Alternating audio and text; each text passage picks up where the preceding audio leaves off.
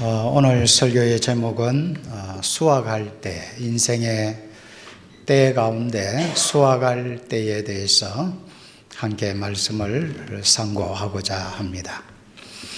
독일의 철학자 가운데 말틴 부버라는 철학자가 있습니다.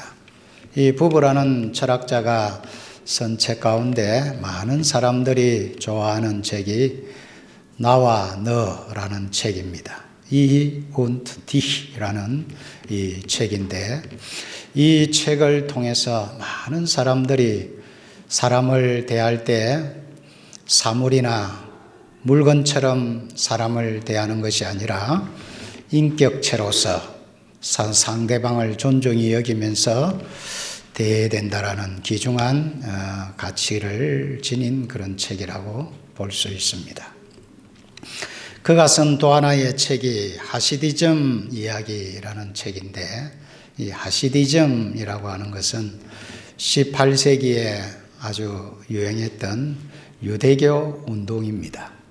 이 하시디즘에 대해서 이야기를 기술하면서 이 부부라는 사람이 이런 말을 했습니다. 기적을 일으키는 사람은 대단한 비결이 있는 것이 아니라 일정 수준의 영적 단계에 도달하면 누구나 하늘과 땅을 옮길 수 있다.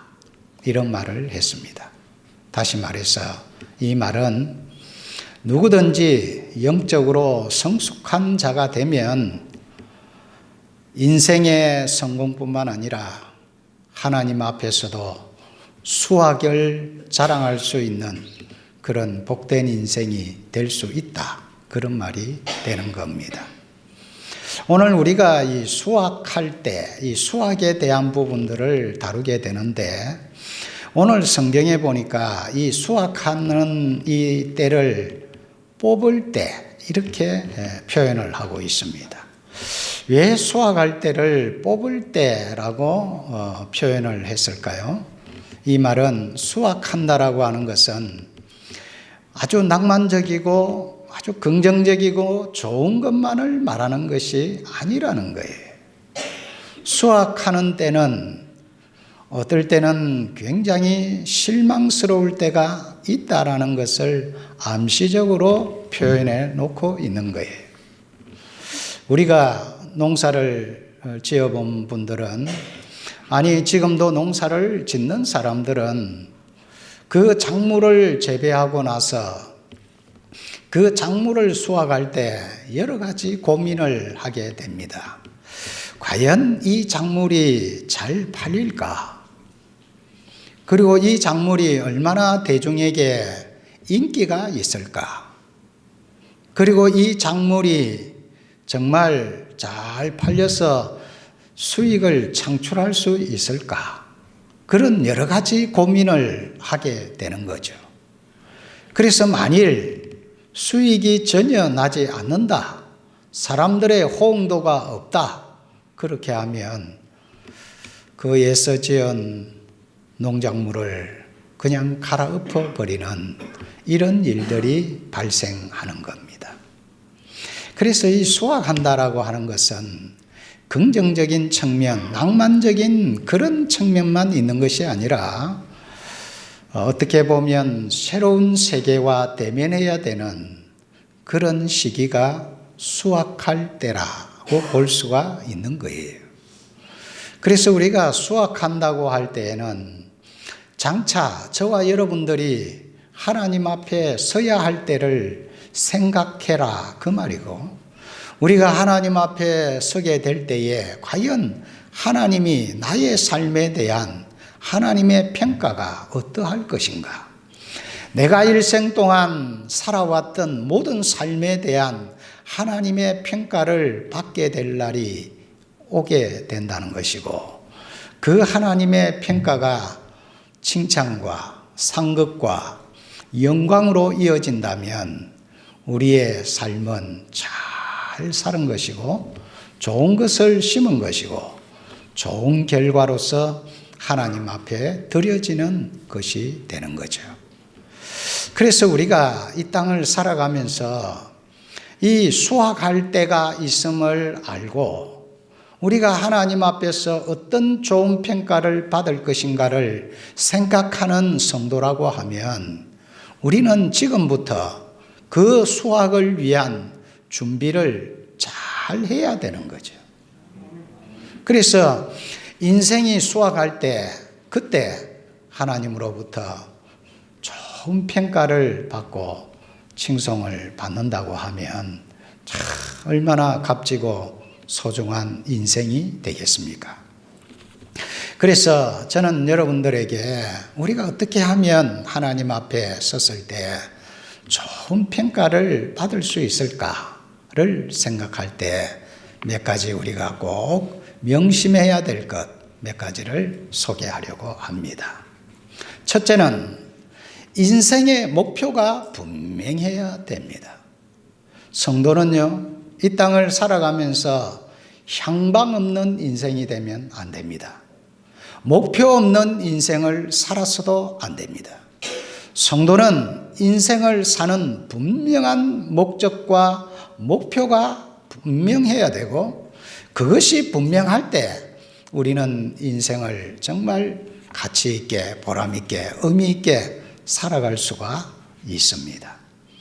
마태복음 6장 33절에는 제자들에게 예수님은 이런 말씀을 했습니다. 너희는 먼저 그의 나라와 그의 의를 구하라. 그렇게 말했어요. 성도는 주님의 제자들은 우리의 인생의 목표가 무엇이어야 하는가라고 물을 때에는 하나님의 나라와 하나님의 의를 우리가 목표로 삼아야 한다는 거예요. 좀 어려운 말이죠. 하나님의 나라와 하나님의 의를 다른 말로 표현을 한다면 바른 신앙을 가지고 바른 삶을 살아가라는 거예요. 이걸 더 풀어 설명한다면 성경에 입각한 신앙과 성경에 입각한 삶을 살아서 하나님께 영광을 돌리는 삶을 사는 것을 우리의 인생의 목표로 삼으라. 그런 말인 거예요. 그래서 우리가 이 땅을 살아가면서 어떻게 하면 바른 신앙을 소유하고 살아갈 것인가? 그리고 어떻게 하면 바른 삶을 살다가 하나님 앞에 서야 할 것인가를 늘 생각하고 살아가야 한다는 것입니다. 오늘날 세상 사람들은 그들의 목표가 다릅니다. 세상 사람들이 추구하는 목표는 이 세상의 가치를 성취하는 거죠. 예를 들면 금전적인 풍요를 누리는 것, 대중의 찬사를 얻는 것, 세상의 가장 강력한 권력을 소유하는 것, 명망 있는 지위를 얻는 것, 이와 같은 세상의 가치를 두고 사람들은 달려가고 있습니다. 그런데 사람들이 이러한 가치에, 세상적 가치에 몰입하다 보니까 사람들이 어떤 사상들을 가지고 있느냐 하면 성과주의에 몰입하고 있다는 거예요. 성과를 내야 된다는 거죠. 세상적인 목표를 가지고 있는 사람은 다 성과주의에 몰입할 수밖에 없는 거죠. 성과주의에 몰입하게 되면 개인의 이익을 최극도화하고 있다는 거고 개인의 이익에 대한 집중력이 아주 강해진다는 것이죠. 미국의 경제학자인 소스타인 베벌린이라는 사람이 있는데 이 사람이 이런 말을 했습니다. 공동체에 어떠한 희생과 위험이 따르더라도 얻을 수 있는 이익을 취하는 것이 언제나 옳은 비즈니스다. 이렇게 말을 했습니다. 다시 말해서 이 세상에 있는 주식, 채권, 또 이 세상의 이자율, 수익에 대한 경제적 원리를 최우선시 하라는 것입니다.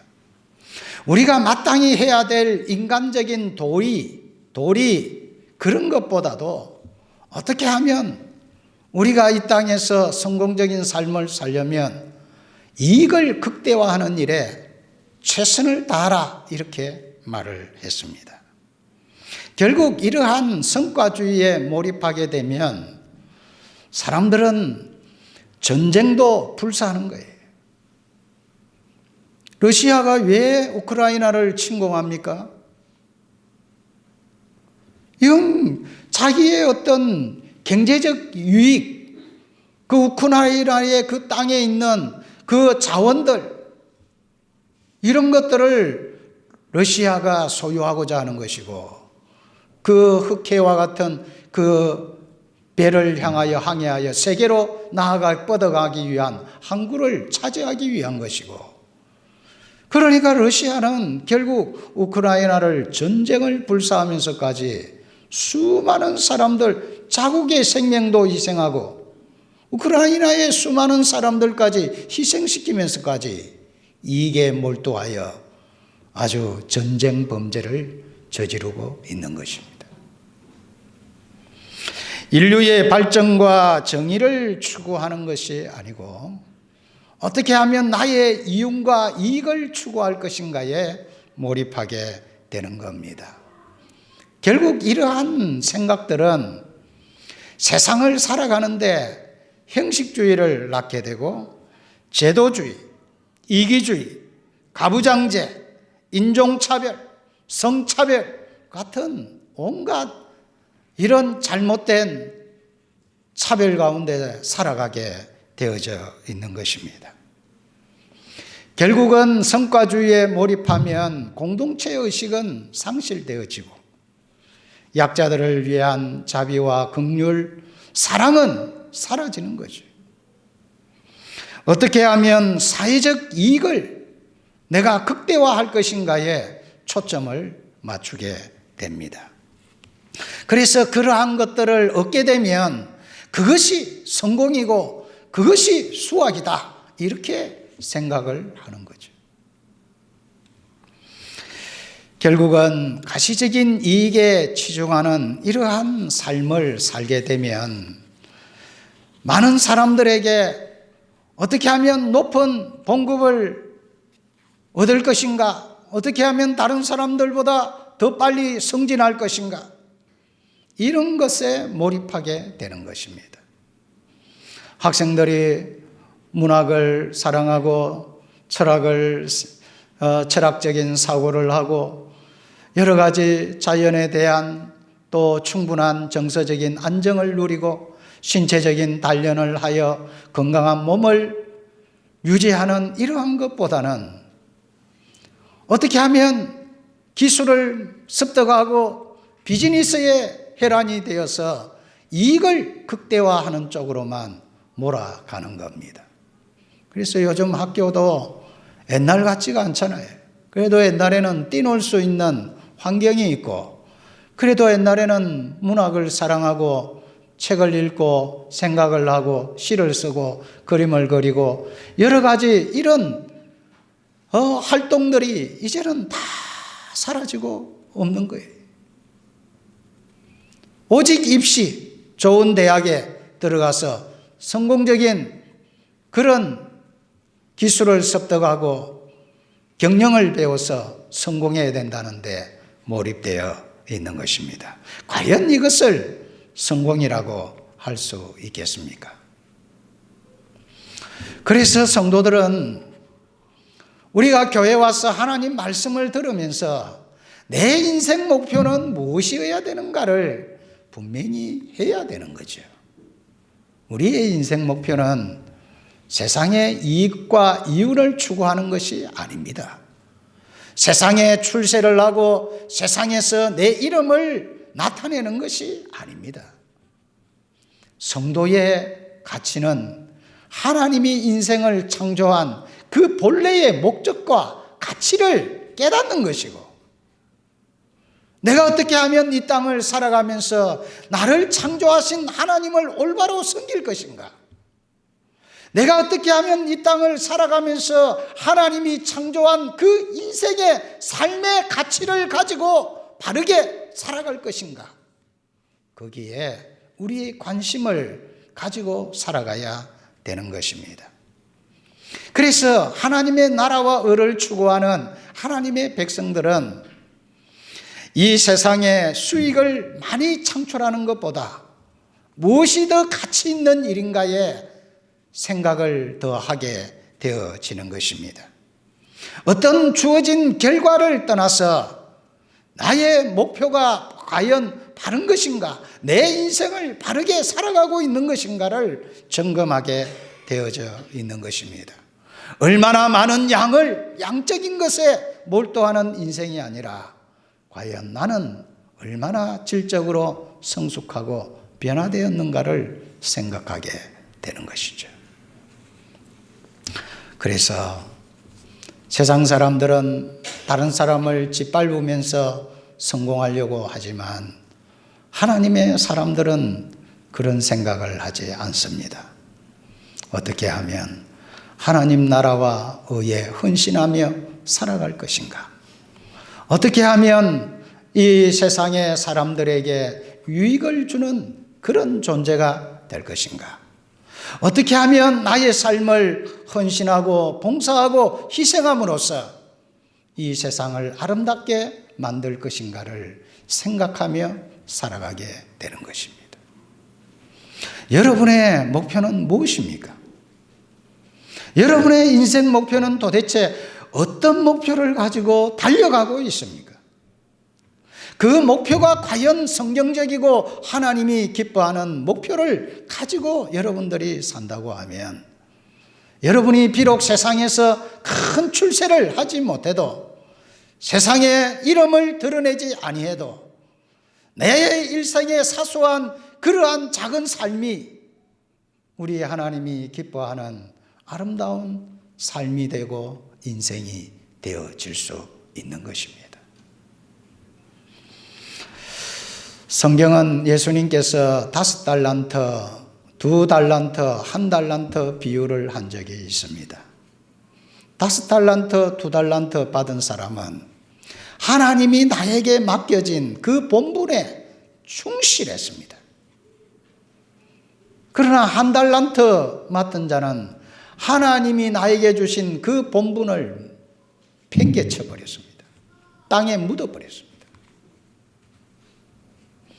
여러분, 그 결과가 어떠하다는 것은 성경이 우리에게 분명히 말씀하지 않습니까? 여러분에게 주어져 있는 본분, 여러분에게 주어져 있는 직분, 여러분의 삶에 주어져 있는 그 모든 것들을 하나님 나라와 의를 위하여 값지게 아름답게 세워나가는 성도들 되시기를 주님의 이름으로 축원합니다. 두 번째로, 우리가 정말 수확하는 삶을 살려고 하면 우리의 삶의 과정에 집중해야 되는 거예요. 우리의 주어진 날들을 소중히 여겨야 된다는 말입니다. 마태복음 6장 34절에 보면 그러므로 내일 일을 위하여 염려하지 말라. 내일 일은 내일 염려할 것이요 한날의 괴로움은 그날로 족하니라. 그렇게 말했습니다. 성도는 정말 하나님 앞에 좋은 평가를 받는 인생을 살려고 하면 매일매일의 삶을 소중히 여기고 가치 있게 여기고 매일매일의 삶에 집중하는 삶을 살아가야 한다는 말씀입니다. 세상 사람들과 성도들의 차이점을 우리가 몇 가지를 살펴볼 수 있는데, 세상 사람들은 마지막을 두려워합니다. 세상 사람들은 내 인생의 죽음을 너무나 두려워합니다. 그들은 왜 끝을 두려워하며 살겠습니까? 그 인생의 종착역에 하나님의 엄중한 심판이 기다리고 있기 때문이죠. 그러나 성도는 끝을 사모합니다. 주의 날을 사모합니다. 왜 주의 날을 사모합니까?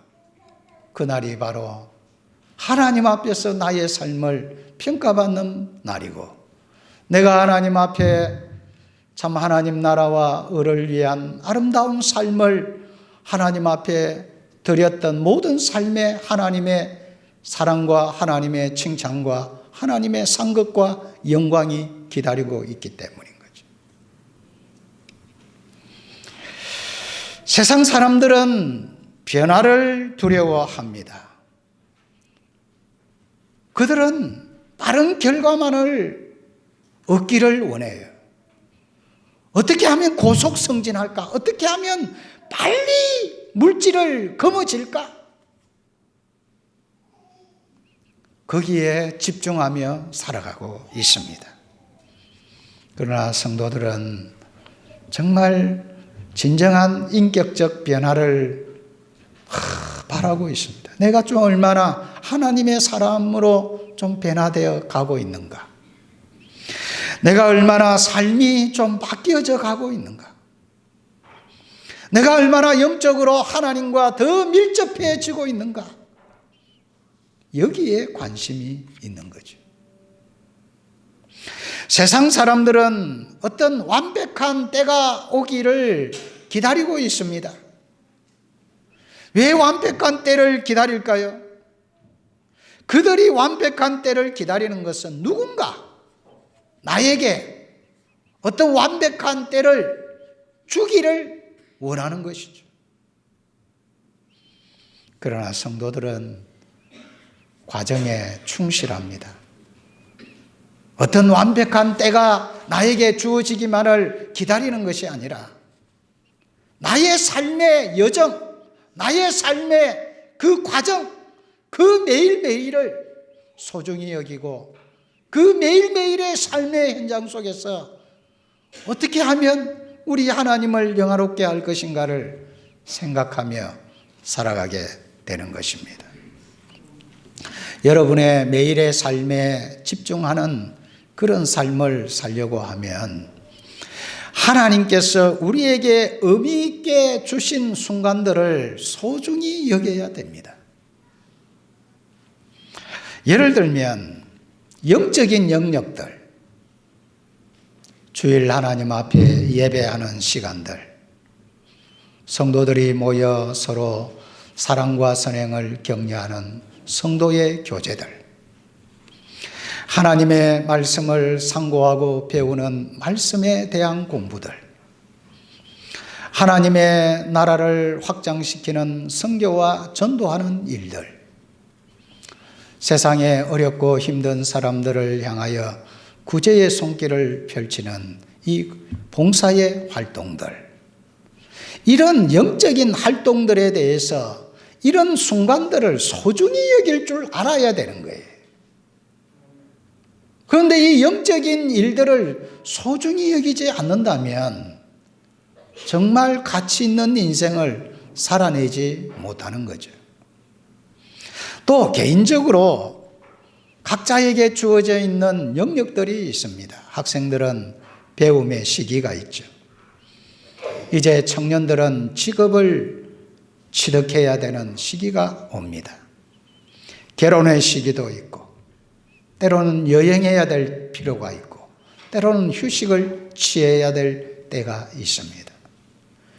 그때 그 순간순간을 소중히 여겨야 된다는 말이에요. 여행해야 될 때는 여행을 해야 됩니다. 쉬어야 될 때는 쉬어야 되는 거예요. 일을 해야 될 때는 일을 해야 되는 것입니다. 그런데 그 각자의 주어진 영역들에 대해서 우리가 소중히 여기지 않고 쉬어야 될 때 쉬지 않고 욕심을 부리거나 또 일해야 될 때 게으름을 부리거나, 이것은 잘못된 거죠. 또 사회적인 영역들이 있습니다. 결혼식을 있거나 혹은 장례식이 있거나 가족의 중요한 모임들이 있거나 이런 것들이 있으면 특별한 날을 제외하고는 함께하고 참여하고 칭찬하고 축하하고 슬퍼하고 그런 일들을 수행할 수 있어야 돼요. 그때 지나면 그걸 할 수가 없는 거예요. 그때 주어진 그 시간들을 우리가 소중히 여길 줄 알아야 합니다. 결국 우리의 삶의 과정, 모든 과정들을 충실하게 살아가는 것, 그것이 우리가 하나님 앞에서 참 성공적인 그런 평가를 받을 수 있는 그 삶의 길입니다. 결국은 하루를 어떻게 사느냐, 그것이 나의 일생을 결정하는 거죠. 매일매일을 최선을 다해서 아름답게 살아가는 것이, 그것이 내 일생 전체를 아름답게 살아가는 것입니다. 여러분, 어부가 배를 타고 바다로 가면, 배를 가지고 바다에 가면 고기를 많이 낚을 때도 있고 때로는 허탕칠 때도 있는 거예요. 그런데 여러분, 어부라고 하는 것은 허탕을 쳐도 나가는 것이고, 또 아니면 풍성한 고기를 얻을 때에도 나가는 것입니다. 하나님이 주시면 얻고 하나님이 주시지 않아도 안 주면 못 얻는 거지만은, 어부는 그가 나가야 할 때에 꾸준히 바닷가로 나가서 그물을 내리고 고기를 잡아야 되는 겁니다. 여러분, 우리의 인생의 시기에 늘 희망찬란한 일들만 생기겠습니까? 때로는 허탕칠 때도 있어요. 때로는 어려울 때도 있습니다. 그러나 우리에게 주어진 매일매일을 우리는 성실하게, 가치 있게, 집중적으로 우리의 삶을 살아가는 그 자체가 귀한 일인 겁니다. 마지막으로, 하나님께서 각자에게 주어진 시기를 감사함으로 맞이하고 보내야 합니다. 전도서 3장 11절에 보면 하나님이 모든 것을 지으시되 때를 따라 아름답게 하셨다, 그렇게 말했어요. 인생의 모든 시기는 아름답지 않는 게 없습니다.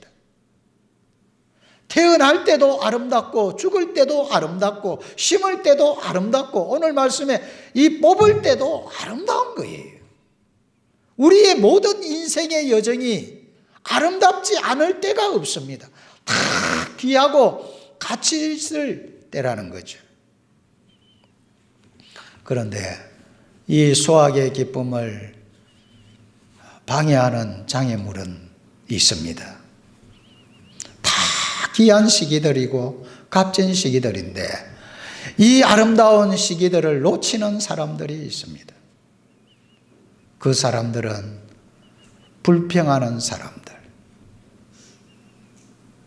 나의 주어진 환경에 대해서 늘 불평하고 원망하고, 왜 나의 부모는 나에게 그렇게 해주지 아니했느냐, 늘 다른 사람의 탓으로 돌리는 사람,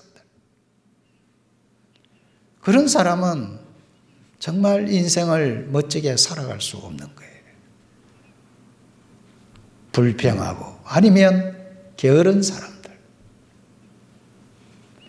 그래서 나의 주어진 이 시기를 참 값지게 알차게 살지 못하고 늘 허송세월 보내는 이런 사람은 결코 수확의 기쁨을 누리지 못할 것입니다. 또 하나는 우리에게 주어진 각 시기들을 소중하게 생각하지 않는 사람. 나중에 뭐가 되겠지, 어떤 결과만을 소망하면서 허망된 생각에 사로잡혀 있는 사람들. 그런 사람은 정말 하나님의 올바른 평가를 받기가 어려울 겁니다. 더 나아가서 과거에 집착하는 사람들, 옛날에, 왕년에, 늘 지난 날의 것만 생각하는 거예요. 그 과거에 내가 천진난만했던 어린 때에 그때가 좋았더라, 내가 젊음의 청춘 때에 그 열정을 가지고 살았을 그때가 좋았더라. 늘 과거에 얽매여 과거에 사로잡혀 살아가는 사람들, 그 사람들은 인생에 풍성한 결실을 얻을 수 없습니다. 그 과거에 사로잡혀 있는 사람은 나이가 들어도 그 나이 들매 가치를 모르는 거예요. 나는 나이가 안 들었으면 좋겠다. 늘 청춘으로만 살았으면 좋겠다. 늘 혈기왕성한 삶을 살아야지. 그렇다고 해서 나이가 안 듭니까? 노년이 안 됩니까? 젊음은 젊음의 가치가 있는 것이고 노년은 노년의 가치가 있는 것입니다. 예를 들어 볼까요? 나이가 들면요, 노년이 되면 정말 중요한 진리에 집중해야 되는 거예요. 왜? 인생의 날이 얼마 안 남았기 때문에. 정말 나에게 있어서 진리가 무엇인가? 나에게 정말 가치 있는 것이 무엇인가? 거기에 집중해야 됩니다. 노년이 들면 노년이 야망을 품어서는 안 됩니다. 노년이 돼가지고 야 젊은이들 야망 품듯이 나도 이제 이 나이에 나는 출세해야 되겠다, 돈을 많이 벌어야 되겠다, 나는 뭐 이름을 그런 생각을 하면 안 됩니다. 연세가 들고 노년이 되는 사람은 외적인 어떤 야망이 아니라 내적인 성숙함에 깊이 생각을 해야 되죠. 내면을 아름답게 만드는 일에 힘써야 됩니다. 노년이 되는데도 아직도 욕심이 가득 차, 그건 잘못된 거예요. 노년이 되면 이제는 풀어야 되는 시기입니다. 나이가 들고 어른이 되었다고 하는 것은 이제는 내가 내려놓는 것이 필요한 시기죠. 여전히 움켜잡으려고, 나이가 들어도 여전히 움켜잡고 지고 살아가는 사람은 그 사람은 허망한 인생을 사는 거예요. 나이가 들면 풀어야 되는 거죠. 집착에서 벗어나야 되는 겁니다. 나이가 들면 있는 대로 사세요, 여러분. 있는 그 모습이 아름다운 거예요. 나이가 들어서 자꾸 보톡스 맞고 이래 젊게 보이려고 이런 짓 하지 마세요. 성경에 뭐라고 말씀합니까? 노인의 영광은 백발이라 그랬어요. 백발 그 자체가 아름다운 거예요. 늙어짐의 그 자체가 영광스러운 거예요. 쭈글쭈글한 얼굴 그 자체가 영광의 얼굴인 거예요. 손에 주름이 잡히는 그 자체가 아름다운 거예요. 가면을 쓸 필요는 없습니다. 노년이 되었는데 가면을 왜 씁니까? 가면 쓴다고 해서 뭐 청춘으로 살 수 있습니까? 아닙니다, 여러분. 참 자신의 모습을 발견하기 위해서 가면을 벗어 던져야 되는 겁니다. 나이가 들어가면 이제 쭉정이를 걸러내야 됩니다. 무엇이 알곡이고 무엇이 참된 가치인가를 구별하고 선별하고, 그래서 이제는 뭐 사람을 두려워하거나 환경을 두려워하거나 거기에 침잠할 것이 아니라 어떻게 하면 내가 하나님을 더 사랑할 것인가? 어떻게 하면 하나님과 더 친밀할 것인가? 어떻게 하면 하나님이 기뻐하는 일을 마지막이라도 한 가지라도 더 하면서 내가 하나님 앞에 설 것인가를 생각을 한다고 하면 정말 노년이라고 할지라도 가장 가치 있는 시간이죠. 많이 축복하시기 바랍니다. 여러분 어르신들 많이 자녀들을 축복하세요. 이제 잔소리도 그치고 노년이 되면 잔소리 그만하세요. 이제는 축복하고 격려하고 칭찬하고 그렇게 살아야 됩니다. 그리고 힘들면 걱정하지 마라. 내가 너를 위해 기도해 줄게. 아무 염려하지 마라. 그렇게 말해줄 수 있는 성숙한 노년을 보낼 수 있다면 얼마나 빛나고 아름답겠어요. 말씀을 맺겠습니다. 우리는 다 수확할 때가 있습니다. 하나님으로부터 평가받을 때가 있습니다. 인생의 목표를 바르게 세우시기 바랍니다. 여러분의 삶의 과정을 중요시 여기시기 바랍니다. 나에게 주어진 때를 감사함으로 맞이하시기 바랍니다. 그래야 한다면 여러분 장차 멋진 수확의 날을 하나님 앞에 펼쳐 보이게 될 줄로 믿습니다.